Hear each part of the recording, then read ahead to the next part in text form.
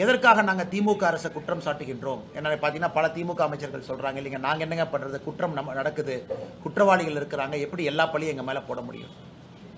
இந்த விளாத்திக்குளத்தை பொறுத்தவரை 12வது பரீட்சை எழுதிட்டு வீட்டுக்கு பாப்பா வர்றாங்க. சாயந்தரம் 6 மணிக்கு வீட்டிற்கு வெளியே அந்த வயக்காலுக்கு தோட்டத்துக்கு போறாங்க. 8 மணி வரைக்கும் அந்த பாப்பா வரல.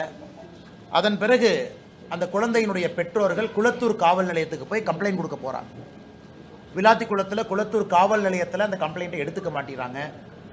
அடுத்த நாள் காலையில் நீங்கள் விளாத்திக்குளம் அனைத்து மகளிர் காவல் நிலையத்துக்கு போங்கிறாங்க. ஸோ 11ஆம் தேதி காலையில் அங்கே போகிறாங்க. அங்கே இருக்கக்கூடிய காவல் ஆய்வாளர் அவர்கள் ரொம்ப ஒரு தரம் தாழ்ந்த வார்த்தையை பயன்படுத்தி பெற்றோர்களை உதாசீனப்படுத்துகிறாங்க. அதன் பிறகு மத்தியானம் 1:30 மணிக்கு 11ஆம் தேதி அந்த குழந்தையினுடைய சடலம் அங்கே கிடைக்குது. இது எந்த அளவுக்கு பெரிய ஒரு பாதிப்பு நம்ம எல்லோருக்கும் மனதில் ஏற்படுத்தி இருக்குன்னா, நம்மை பாதுகாக்கக்கூடிய அரசு, ஒரு காவல்துறை ஒரு கம்ப்ளைண்ட் போகும் பொழுது எடுத்திருந்தா, அப்பவே போலீஸ்காரங்க வெளியே வந்து செக் பண்ணியிருந்தா ஒருவேளை இது தடுக்கப்பட்டிருக்குமோ?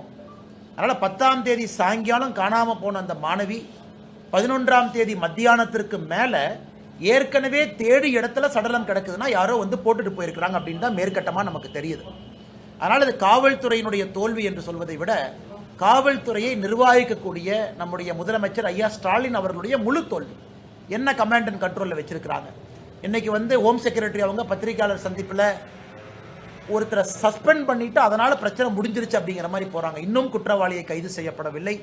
இதை நாங்கள் வன்மையாக கண்டிப்பதை தாண்டி தமிழக மக்கள் புரிந்து கொள்ள வேண்டும். அந்த சகோதரி பேரை நம்ம பயன்படுத்தக்கூடாது, 17 வயது இருக்கிற காரணத்தினால. அவங்க 10ஆம் வகுப்புல 500க்கு 495 மதிப்பெண், அப்படின்னா 99%, 99%.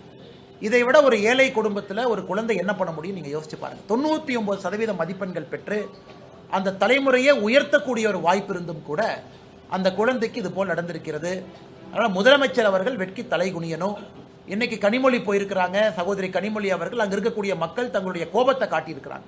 அதனால முதலமைச்சர் அவர்கள் இப்பவாவது ஆட்சி முடியும் தருவாயில்னாவது ஒத்துக்கணும், காவல்துறையை சீரமைக்கணும், காவல்துறைக்கு வந்து இன்னும் அதிக அதிகாரத்தை கொடுக்கணும்.